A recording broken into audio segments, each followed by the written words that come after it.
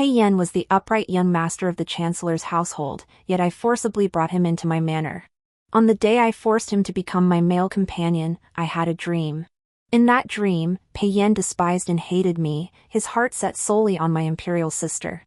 To aid her ascension, he slaughtered my entire princess's residence. I refused to believe it.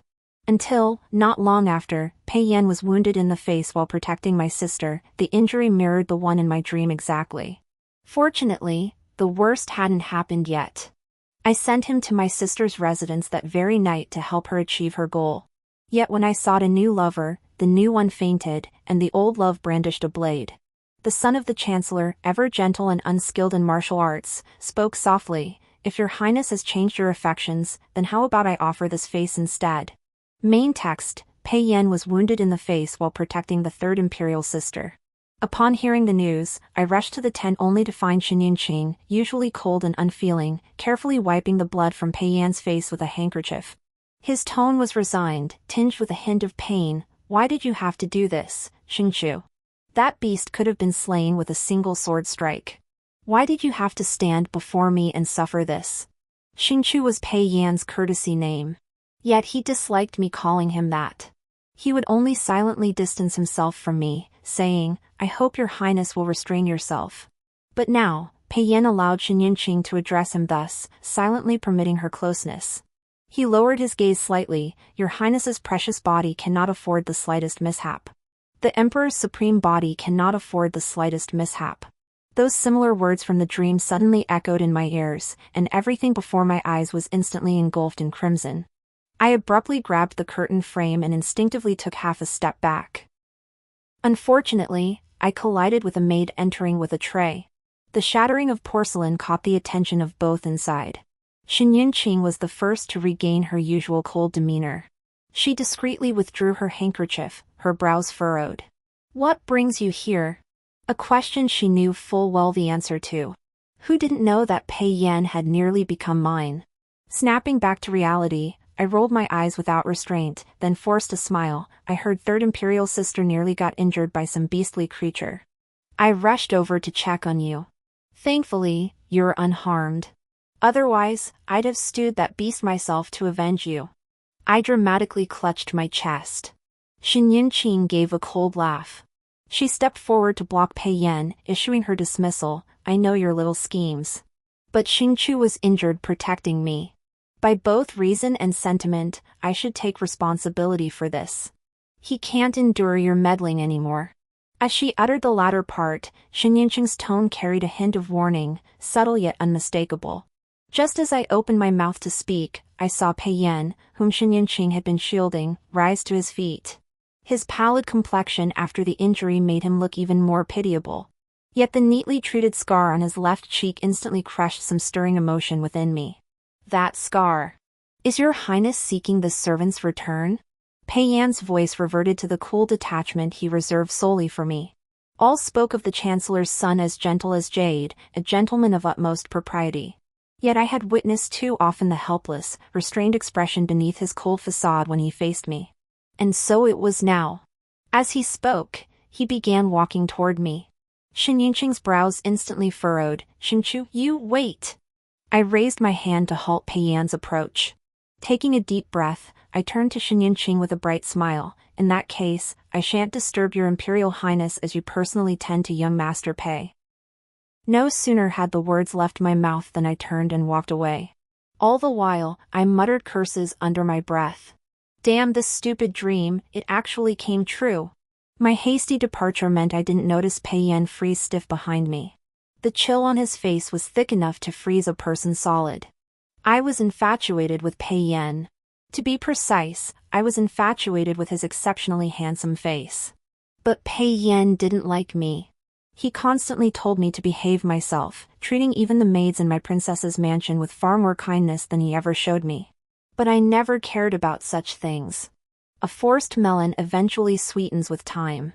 So on the fourth day after I forcibly brought Pei Yan into the mansion, I decided to satisfy my craving by forcing him first. I prepared everything, even the things that should or shouldn't appear in those storybooks.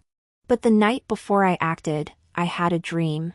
In the dream, after I forcibly took Pei Yan as my consort, he despised and hated me. All because he had once been deeply in love with my third imperial sister, yet I had torn them apart. Later, to ensure Xinyanqing's ascension to the throne without hindrance, Pei Yan personally slaughtered everyone in my princess's residence. The excruciating pain of a sword piercing my body felt so real it jolted me awake instantly. After waking, I couldn't recall much, only that the Pei Yan in my dream had been disfigured. The wound was on his left cheek. Though I disbelieved such things, after pondering it, I temporarily set aside my thoughts and refrained from harming Pei Yan. Then came the incident where Pei Yan was wounded protecting Xinyanqing. The scar's location matched the one in my dream perfectly. Thinking of this, I couldn't help but slap my thigh, only to wince in pain the next moment. Not for any other reason. It was purely because I began to regret the precious calligraphy and paintings I'd given away earlier to win Pei Yan's favor. They were incredibly valuable. Pei Yan came to my tent that night. Everyone in the capital knew of my feelings for him. Yet, during this hunting expedition, Father Emperor had specifically arranged for Pei Yan to accompany Xinyanqing. Even their tents were placed close together. I'd been seething with rage, but now I felt only relief. The gruesome wound that had been so ghastly during the day had healed considerably.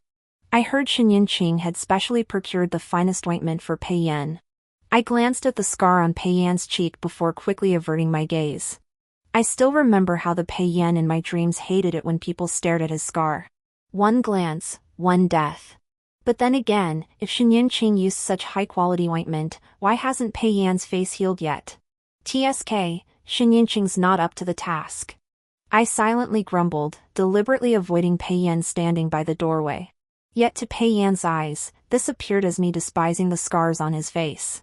His gaze darkened momentarily, though his tone remained his usual gentle self. Has Your Highness been injured? When did I? The words froze on my lips. Seeing Chuan behind Pei Yan, frantically signaling to me, I suddenly remembered I had indeed ordered her earlier to force Pei Yan to come to my tent that night, no matter what. The intended purpose was obvious. But now. I cleared my throat lightly. It's merely a minor injury. There's no need for young Master Pei to trouble himself. Chuan said Your Highness refused to apply medicine. Pei Yan lifted his gaze to meet mine. His eyes swept suggestively over my lower body, then suddenly softened with a smile. Your Highness must ride tomorrow for the hunt. Don't endure it. Pei Yan's gaze was far too pointed. And when I caught Chuan's lecherous grin, it all clicked into place. Truly, she was a capable maid who'd followed me through every brothel and pleasure house, even knowing to fabricate a horse-riding excuse for a sore bottom. Fuming, I forced a smile to reply, only to hear Pei Yan's voice abruptly turn cold. Or has Your Highness already found someone to apply the medicine? That was a gross accusation. So I retorted sternly, how could you possibly know? Even Pei Yan stiffened at those words. But he quickly chuckled, as long as Your Highness is unharmed, then this subject shall take his leave. Though he said this, his eyes remained icy throughout. I thought to myself, Pei Yan truly despises me. After all, these matters were humiliating for the legitimate son of the Chancellor's household, even if they were merely my excuse to see him. He turned to leave, but stumbled over a small stone thrown by Chuan. This was something I had instructed Chuan to do earlier.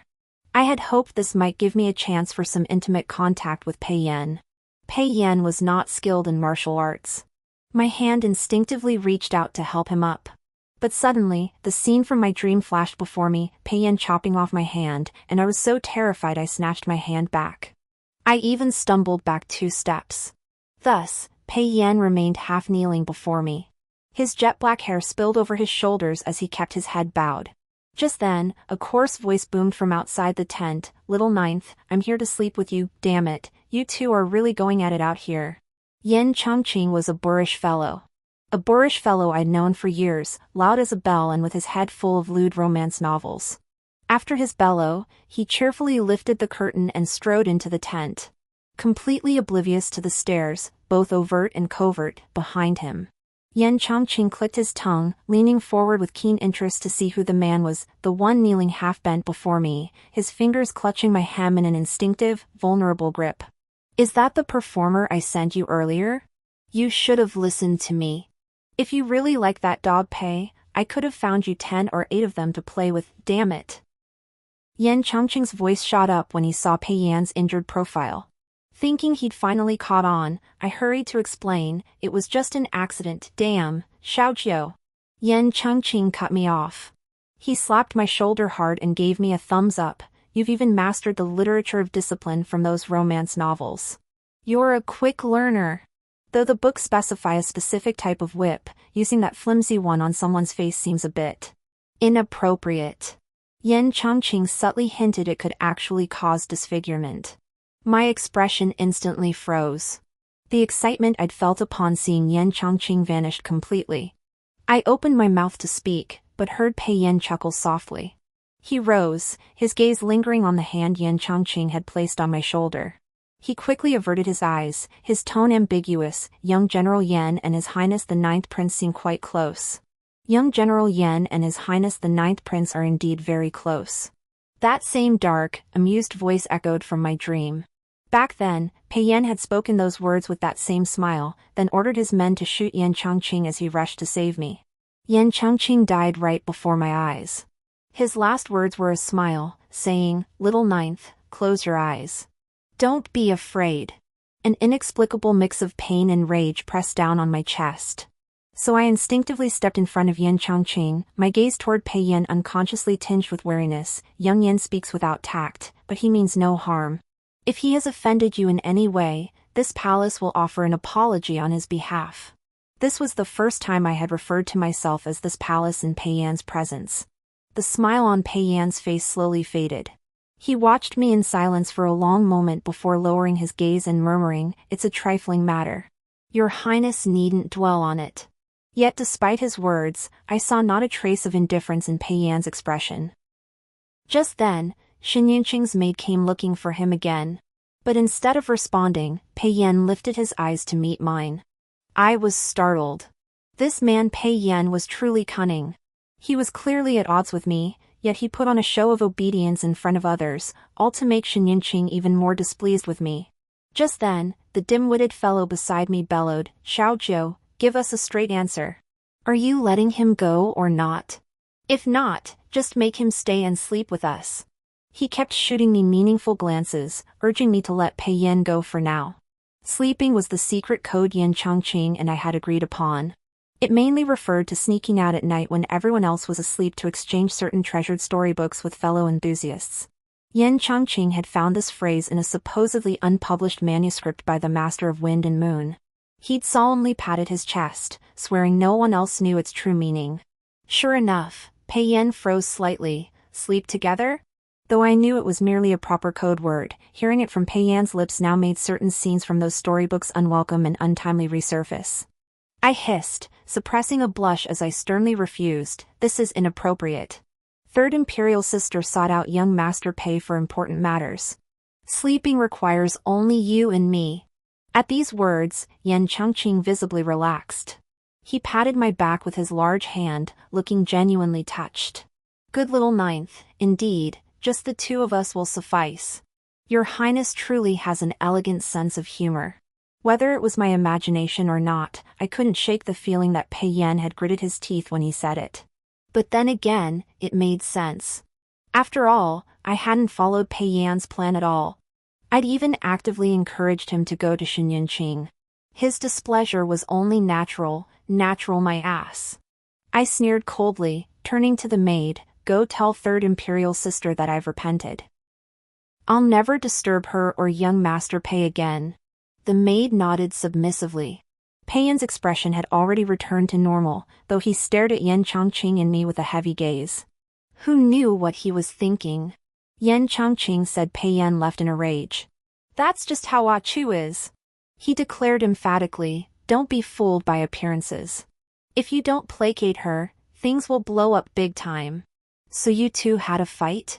Ah Chu was the princess of the Mu Prince's mansion. The Mu Prince's mansion and the general's mansion had always been at odds, yet Yan Changqing had set his sights on their princess. As if I could even argue with him? I rolled my eyes inwardly, thinking Pei Yan wasn't trying to quarrel with me. He wanted to kill me outright. Yan Changqing's visit today would surely earn him another entry in Pei Yan's petty ledger. After a moment's thought, I couldn't resist kicking him again. Go back and have Lady Yan confiscate all your storybooks. No! Yan Changqing wailed. His antics dispelled much of my earlier gloom. After bantering with him a few more moments, I shooed him off, claiming I needed rest. That night, I slept deeply. In the haze, I vaguely sensed weight upon me. Then, lips gently traced and teased mine. A light bite, as if venting frustration, followed by a bold, deepening kiss. Good thing no one's by your side. The person chuckled softly, then carefully nuzzled my neck. With a hint of dissatisfaction, they murmured, I still dislike him intensely, yet you always shield him. He claims to cherish me. But it's all empty words. He never truly cares for me at all. You're always so skilled at sweet talk, yet not a single word is true. Someone seemed to lie down beside me. I slept so deeply, convinced it was all a dream. After all, Pei Yan was famously upright and proper, and he despised me so much. How could he sneak a kiss in the dead of night? And besides, how could he possibly be so nagging like a resentful woman? The next morning, I deliberately checked the spot beside me. Nothing unusual. I clicked my tongue, thinking my dreams were getting more and more absurd. For several days after the hunt, Pei Yan stayed by Shenyanqing's side. Rumor had it they conversed with great ease. This only reinforced my belief that the previous night had been a dream born of my own resentment. Yet the tale of Pei Yan visiting my tent later morphed into a story of me, consumed by jealousy, scheming to humiliate him. It even claimed I found their affair too tame, deliberately inviting that young general from the Yan family to join us. It was said that when the usually gentle and composed young Master Pei emerged from the tent that day, his clothes were disheveled, and his eyes were red-rimmed. Thus, the final version of the story left everyone marveling at me. The ninth prince is truly formidable. Because of this, Shenyanqing specifically warned me during the wild banquet on the final day of the autumn hunt. She even brought up some moral principles. Growing impatient, I cut her off with a playful grin before she could speak. If third imperial sister cares for him so deeply, why not let me give her that white ginseng? Then she could present it to young Master Pei herself. Everyone would be happy. Pei Yan was born with a frail constitution. To fully cure him required many rare and precious herbs. And the most crucial ingredient of all was currently in my residence. This was precisely why Pei Yan, the legitimate son of the Chancellor's household, could be forcibly brought into the princess's residence by me. I admit I'm no saint, I'll stop at nothing to get what I want. Yet I am also a coward, afraid of death. Sure enough, Shenyanqing's eyes lit up. But before the joy could fully surface on her face, she forced it down, feigning displeasure as she frowned. Watch your words. Chancellor Pei has devoted his life to our dynasty. How dare you insult Xingqiu like this? Shenyanqing had always been this hypocritical. I scoffed, about to retort, when a startled gasp broke from nearby. Lifting my gaze, I met Pei Yan's intense stare. He was approaching us. His eyes, however, froze abruptly upon catching sight of the jade hairpin nestled in my hair. At that very moment, another voice chimed in with playful teasing. Young Lord Pei and the third prince truly share a telepathic connection. That hairpin and jade hair ornament look like a perfect pair. Today, Pei Yan had combed his hair up, securing it with a silver inlaid red jade hairpin. He appeared even more strikingly handsome. Pei Yan recovered his composure and inquired, Your Highness usually favors simplicity and elegance. Why wear a red jade hairpin today? Shenyanqing instinctively touched the hairpin. He smiled again. Su Yan brought it. I took one look and liked it. Never imagined it would match yours. Su Yao was the maid who had come to my tent seeking Pei Yan that day. And that hairpin? It had originally been mine. Shenyanqing's words only served to reinforce the earlier remark about their shared intuition. Thus, the teasing and banter grew even more intense. Among them were those who had come simply to watch the spectacle unfold. Pei Yan remained expressionless. It is indeed a coincidence. Though his words were directed at Shenyanqing, Pei Yan's gaze was fixed on me. A faint, almost imperceptible flicker of anger flickered in his eyes. Anger? I instinctively thought I must have misread it. But before I could look more closely, Pei Yan had already withdrawn his gaze, his expression returning to normal as he chatted with others. So I dismissed it, lowering my head to sip my wine. Deep down, I still felt resentful. This hairpin was a gift I'd given Pei Yan. But he'd never worn it before, claiming its vibrant color didn't suit him. Now he wore it. The hairpin and crown were meant to be a pair. Yet now that someone else wore it, he was happy to accompany them.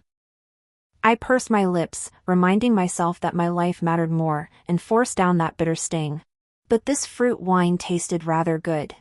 I couldn't resist indulging my craving, though to others it likely looked like I was drowning my sorrows.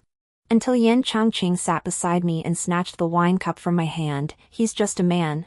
Why are you making such a scene? His tone was full of disappointment. I shook my slightly dizzy head and looked up to see Yan Changqing dressed in emerald green robes. Paired with his dark complexion, I instantly turned away in disgust, feeling as though my eyes had been sullied. But as I turned my head, I caught Pei Yan staring at me. His thin lips pressed together, his expression cold. Yet his eyes were dark and heavy, as if filled with an emotion suppressed to the breaking point, taut like a drawn bowstring. Ready to snap.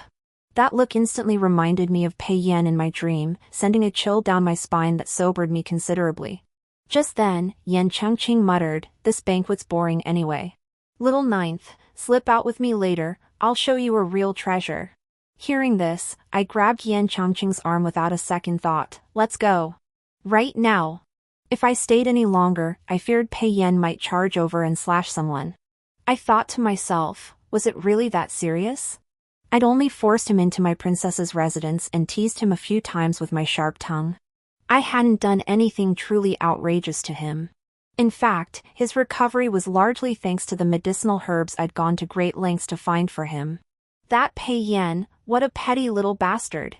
I couldn't help muttering curses under my breath, forcing myself to ignore the stinging ache in my heart. Yan Changqing gave me a fox cub. He said there had originally been two. One was for me, and the other for Ah Chu. But the other one had wandered off somewhere, so he gave me this little one first to cheer me up. This emerald green outfit was also Ah Chu's idea. He insisted I couldn't let Xinyanqing outshine me. Ah Chu even said I looked great in this. Watching Yan Changqing, utterly flustered by Ah Chu's compliment, I glanced hesitantly at Wen Chu, who had appeared behind him unnoticed. I couldn't help but sigh. Love truly makes people blind. Even the usually cool and composed Ah Chu couldn't escape it. Wen Chu smacked Yan Changqing hard on the back of the head with a backhand, then shot me a glance. I instantly reined in my urge to watch the show and kept my eyes straight ahead.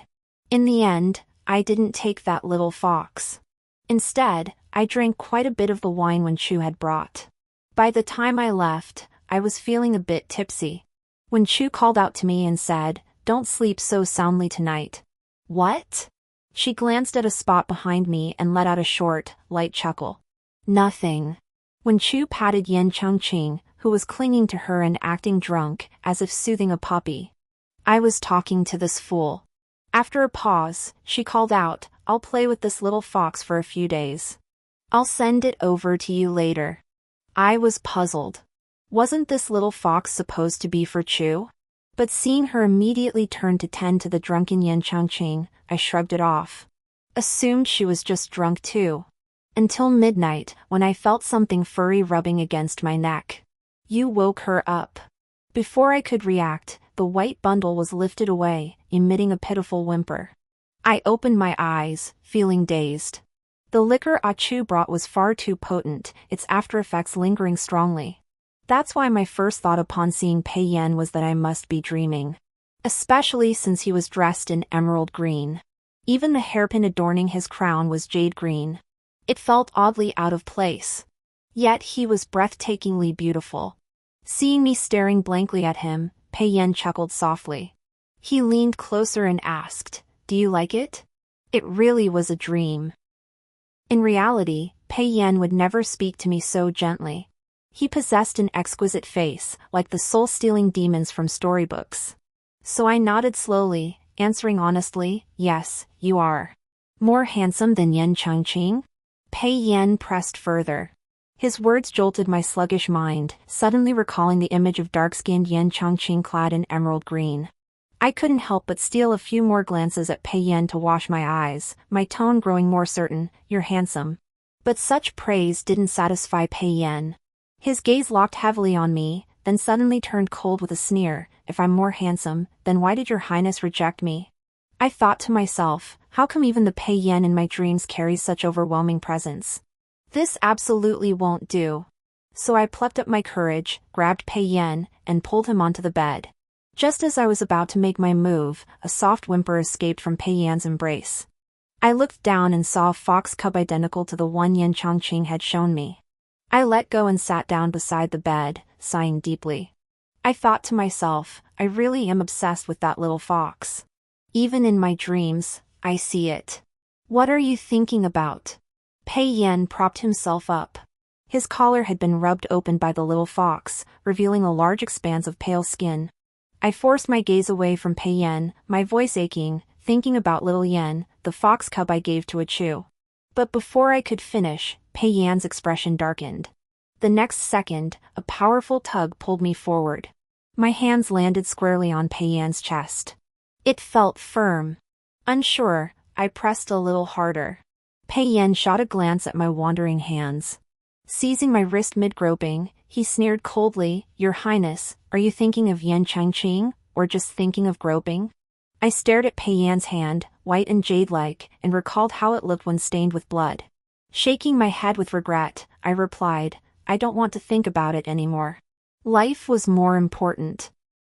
Even if this was just a dream. Who knew if this vivid, sensual dream might suddenly turn into a nightmare where Pei Yan ordered my death? So I thought it over and silently moved farther away from him. Then I pulled the blanket over me, lay down, and closed my eyes. The motion was seamless. Pei Yan's words were cut off, his expression stiffening into something extremely unpleasant. I knew everything in dreams should be under my control. But I never expected that when I opened my eyes again moments later, I'd see Pei Yan playing with a golden chain in his hand.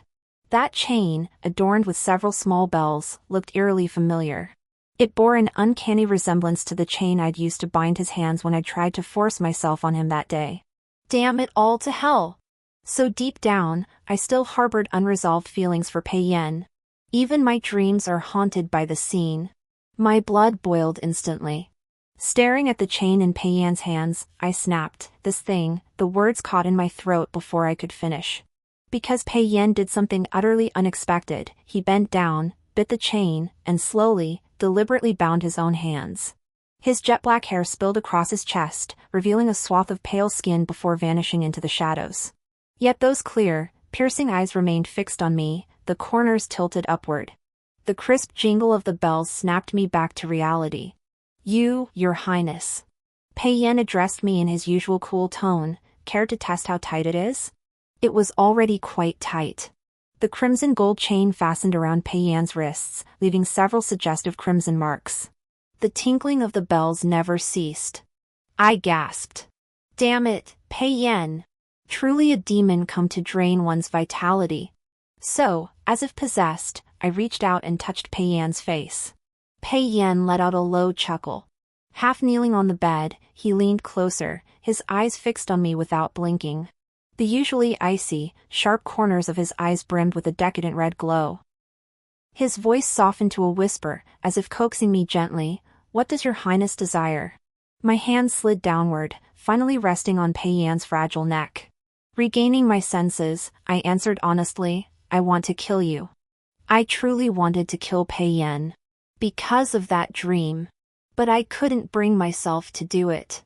Because it was only a dream. This answer seemed to catch Pei Yan off guard. He paused, then broke into a smile. Then kill me. Pei Yan nestled obediently against my shoulder, nuzzling me affectionately. Kill me in your highness's own way. If you miss this chance, there won't be another. After all, it's just a dream. I thought to myself that Pei Yan's words in the dream were quite accurate.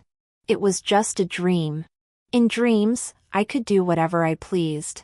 And this was my only chance. So the bells rang all night long. After all, it was just a dream. That's how I kept telling myself. Until I closed my eyes and opened them again, and Pei Yan, lying beside me, hadn't vanished like the dream. Not even the crimson gold chain around his wrist had been loosened. I felt death drawing near. Perhaps all that was missing was for Pei Yan to wake up. I thought gloomily, then turned my head just as Pei Yan murmured softly. Without another word, I struck him unconscious and ordered the shadow guards to carry him back before dawn fully broke. Along with that sprawled-out fox cub. Though I was deeply reluctant. I kept the chain as evidence of the crime. Fortunately, I'd made many small mistakes but no major ones. But I couldn't fathom why Pei Yan had deliberately tempted me last night. So I sought out Wen Chu and Yan Chengqing. I began, a friend of mine has run into some trouble recently. Before I could finish, Wen Chu clicked his tongue. I pretended not to hear, plowing ahead with a thick-skinned, concise explanation of the situation. Yan Chengqing listened with intense focus. When I finished, his face darkened, his tone unwavering. Damn it, she's been set up for a honey trap. Honey trap was another term from the Master of Pleasure's storybooks. My spirits lifted. What do you mean? And so, Yan Chengqing, a boorish fellow well-versed in all the Master of Love's tales, proceeded to analyze the situation for me. For my friend. In short, Yan Chengqing slammed his hand on the table. That bastard wants to ruin your friend's reputation. Then he'll have an excuse to go after her. In that instant, it dawned on me, Pei Yan was truly this malicious. Damn it! I couldn't hold back my curses, rolling up my sleeves to rant alongside Yan Chengqing. What a waste of that handsome face. And what a waste of all those paintings and herbs I gave him. We cursed with genuine fury, while Wen Chu listened with a numb expression. Hold on! She cut off our increasingly vulgar tirade, finally unable to bear it. Isn't there a chance? That person genuinely fell for you, your friend? Impossible. I denied it without a second thought. Absolutely impossible. Pei Yan being fond of me? How could that be? Wen Chu was at a loss for words. After a long pause, she sighed.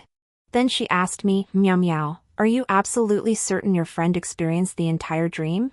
I looked at Wen Chu blankly, unsure what she meant. Never mind if you don't get it. Just think I'm talking nonsense. But Wen Chu suddenly smiled, her expression tinged with a hint of schadenfreude. Someone with that kind of temperament really does deserve a taste of their own medicine. Neither I nor Yan Chengqing understood what she meant. We exchanged a glance, then rolled up our sleeves again to continue cursing Pei Yan. Pei Yan seemed to have no recollection of that day. In front of others, he reverted to his previous cold and distant demeanor whenever he saw me. I surmised that Pei Yan must have been drunk to act that way. After all, his behavior that night had been downright bizarre. That said, to avoid complications, I had his belongings packed up while he was away. Along with the white orchid, I sent everything to Xin Yunqing's residence. After all, he was the legitimate son of the Chancellor. Though I'd coerced him into my princess's residence with the white orchid, he was still different from a mere male companion. As for when Xin Yunqing would pass the flower onward and how he would do it, that was none of my concern. Yet inexplicably, after completing all this, a vague sense of unease lingered within me. I attributed it to the lingering effects of that dream. After pondering, I decided to seek out Wen Chu. Wen Chu suggested I stay at the villa for a while, bringing Yan Chengqing along. When Yan Chengqing came, he brought a box full of books. He said his mother had discovered part of his treasured collection.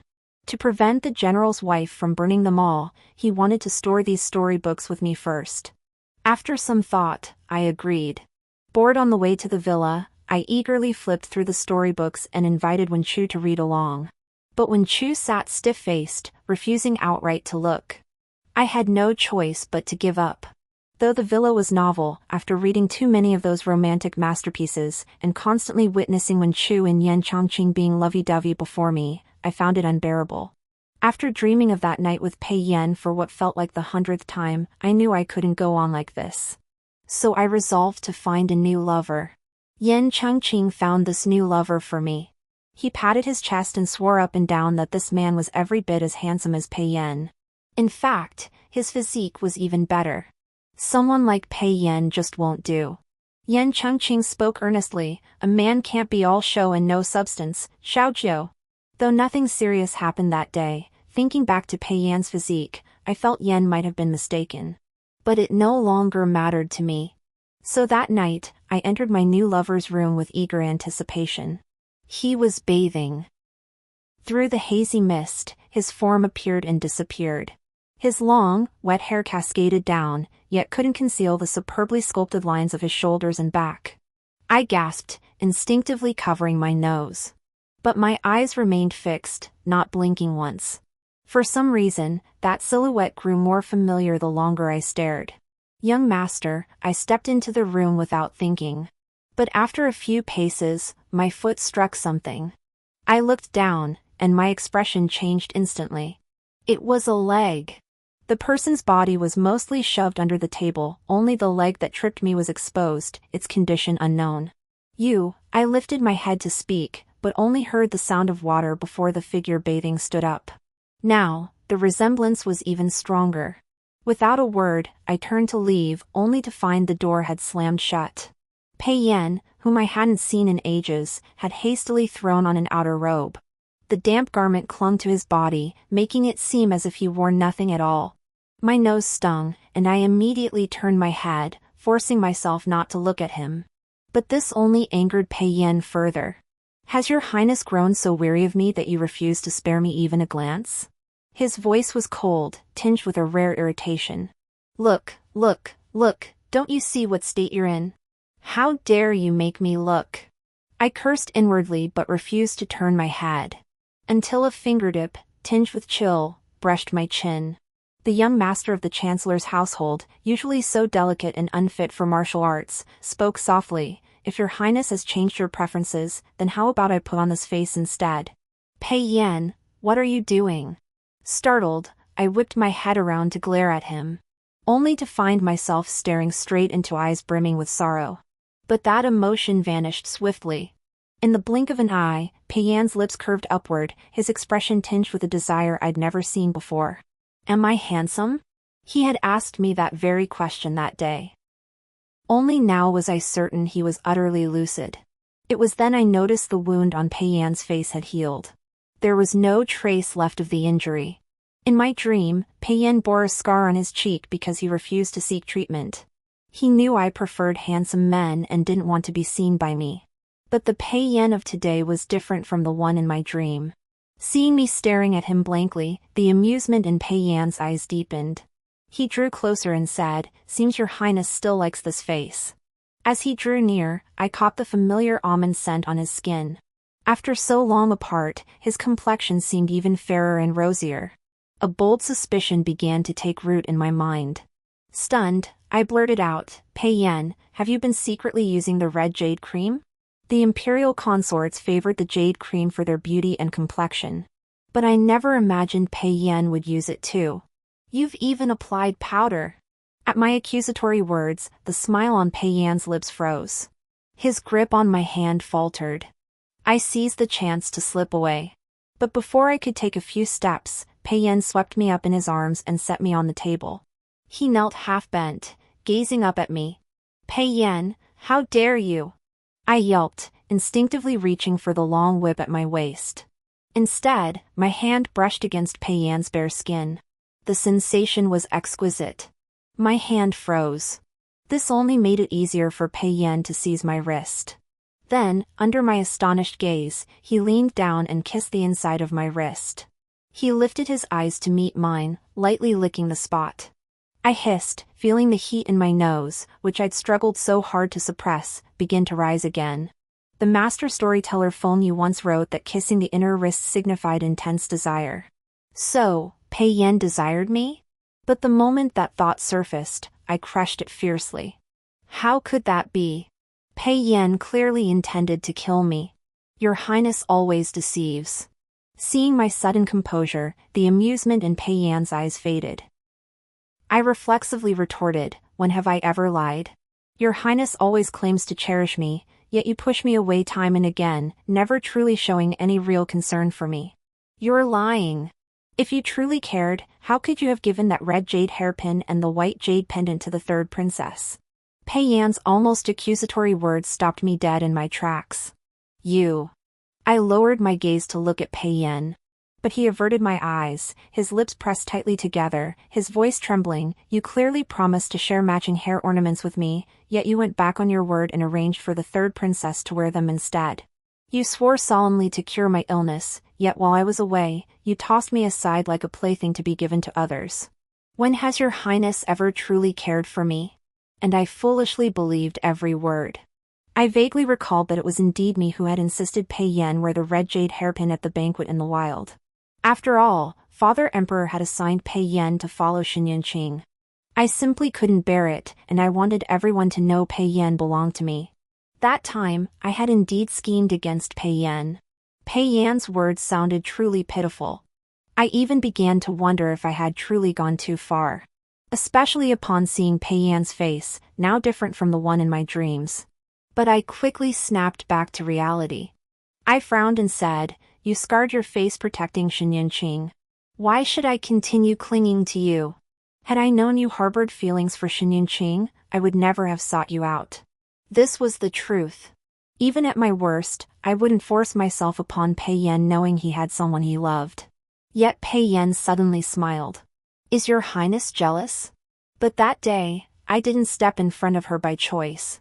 His delight was so palpable it left me momentarily bewildered. So I reminded him, "Pei Yan, you shouldn't treat me this way." Everything felt off. He clearly despised me. Clearly should have kept his distance from your highness, forbidden you any closeness, and never spoken to you so gently. Pei Yan voiced the very thoughts in my mind. I looked at him in surprise, only to see him give me a faint smile. It held an indescribable meaning. His tone, however, was unusually gentle, but your highness's affections are always so fleeting. Who knows when someone more handsome than me might appear? Would your highness then abandon me and seek someone else? I wanted to protest that I wasn't that shallow. But the words caught in my throat, my heart sinking with self-doubt. All right, Pei Yan truly understood me. Seeing my silence, his smile deepened. Yet it carried a chill. Your highness's affection comes too easily. I dare not wager on it. He sighed softly, but his actions contradicted his expression.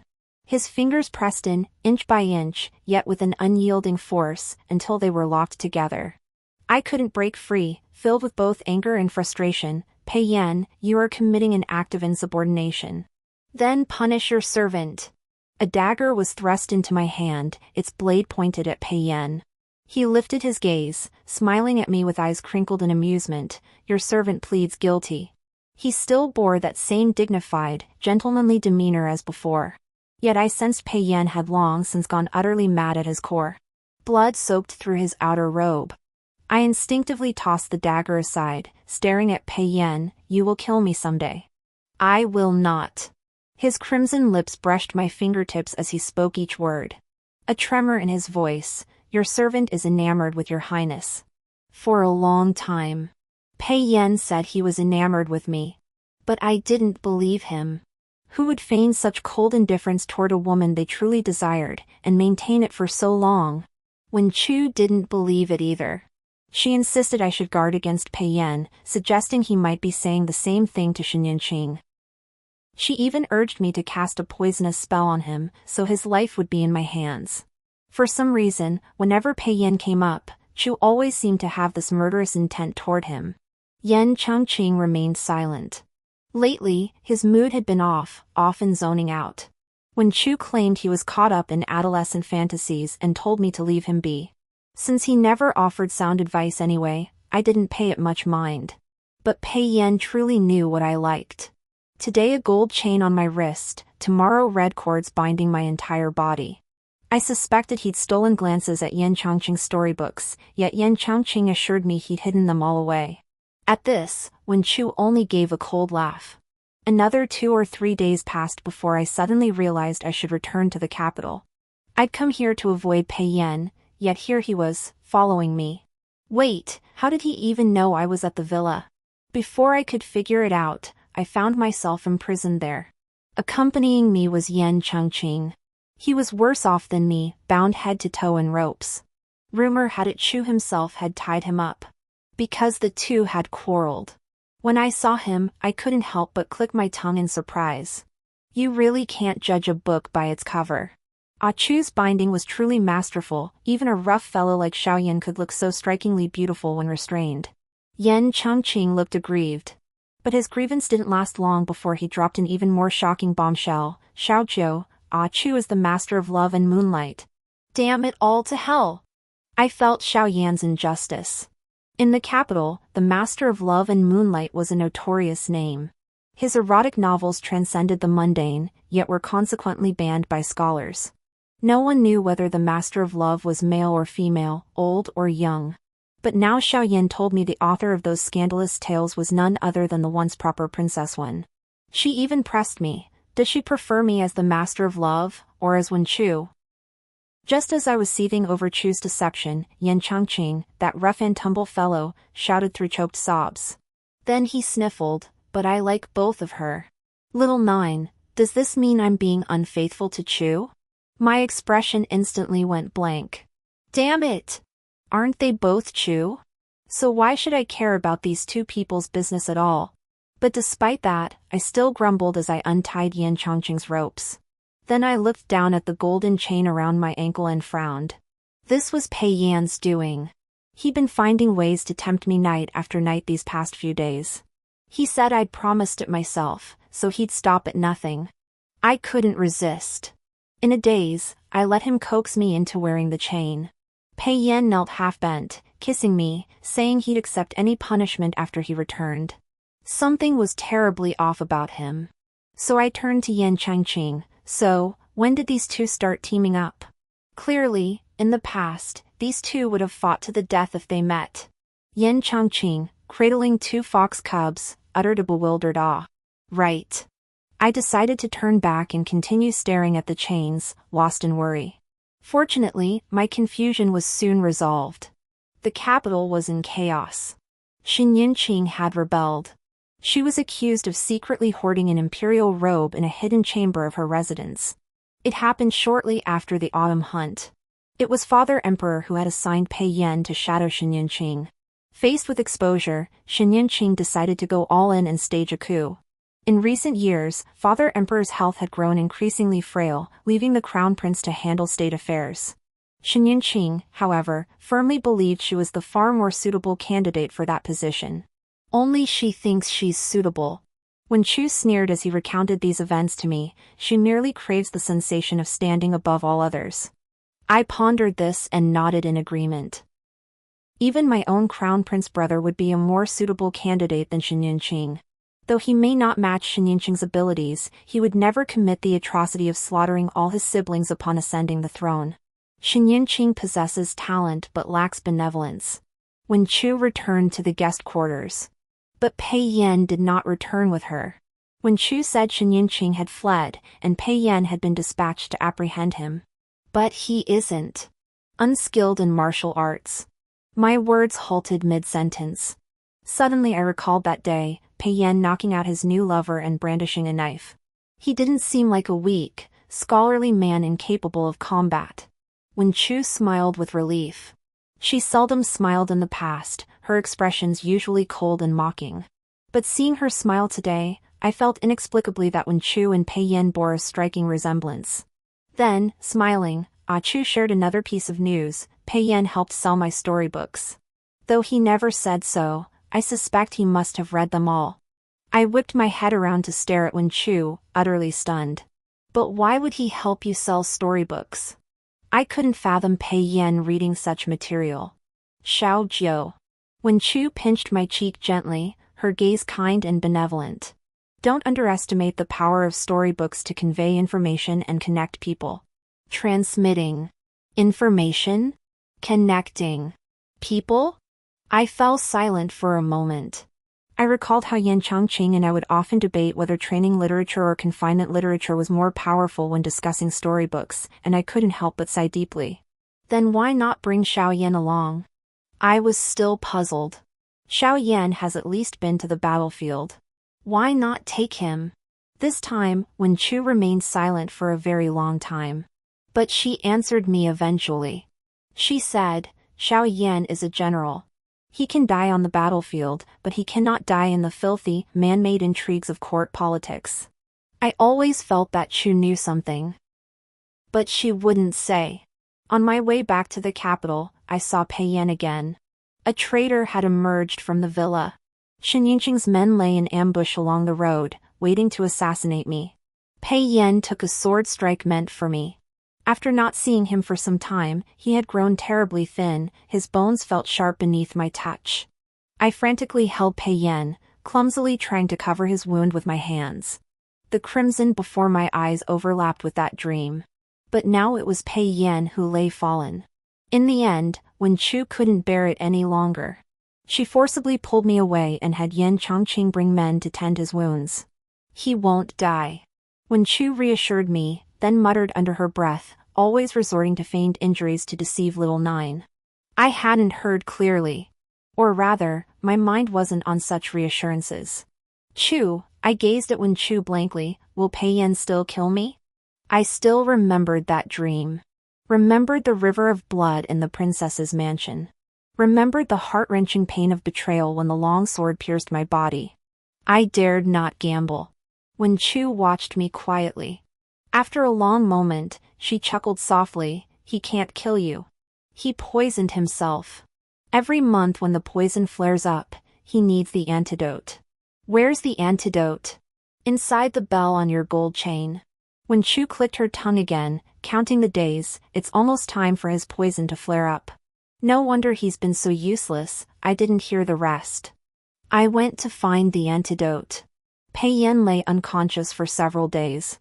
I stayed by his side until exhaustion overtook me, and I fell asleep.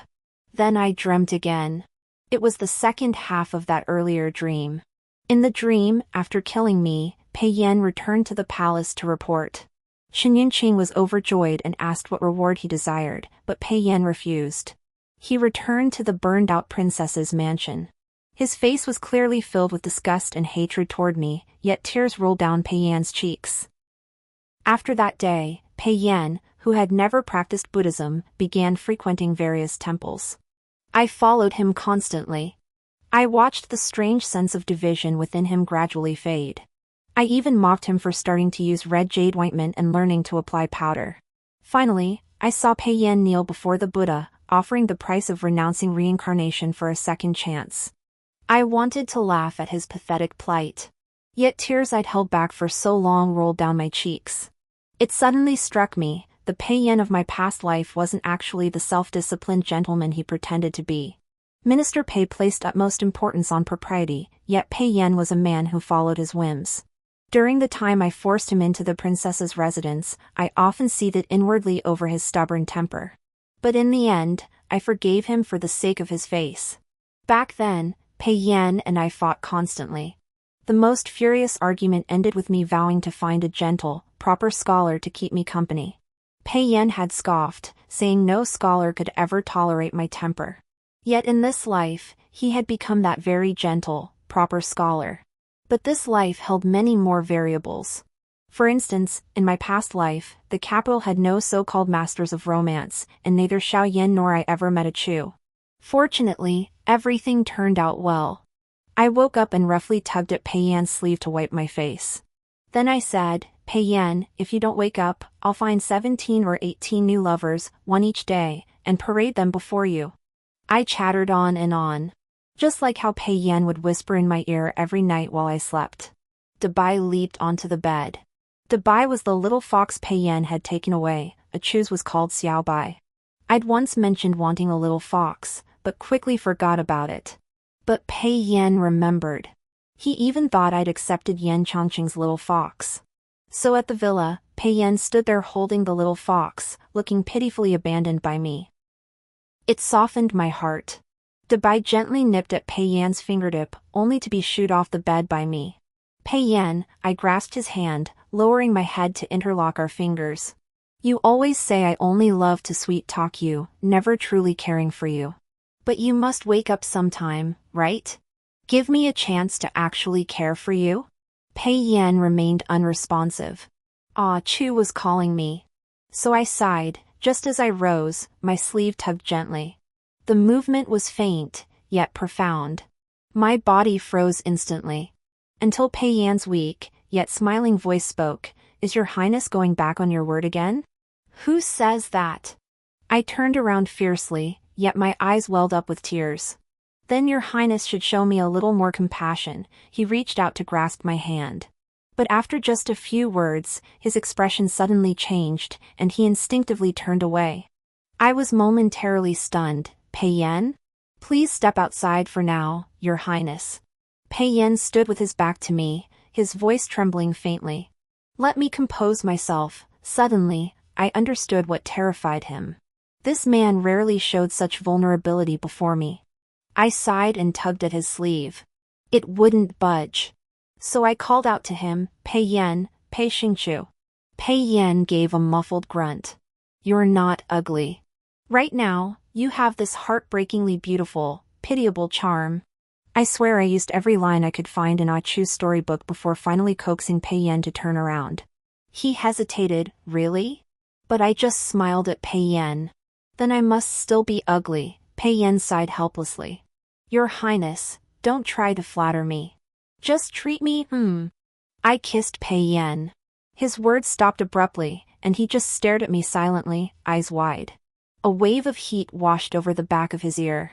Pei Xingqiu, I stared at him, my tone serious. I am fond of you. Pei Yan still stared at me blankly, making me rise to my feet in a mix of embarrassment and annoyance. Forget it. You should rest first. I can't shake the feeling this is just a beautiful dream of someone facing death. Pei Yan tightened his grip on my hand. He smiled again, though his eyes reddened first, but I still believed it. I pondered for a moment, then suggested, how about I pinch you? It'll hurt. Then it won't be a dream. I smiled at Pei Yan. Pei Xingqiu, you need to get well soon. Pei Yan responded gently with a soft yes, then coaxed me to fetch his medicine. When I returned, he still lay half reclined in that same fragile posture. But that face.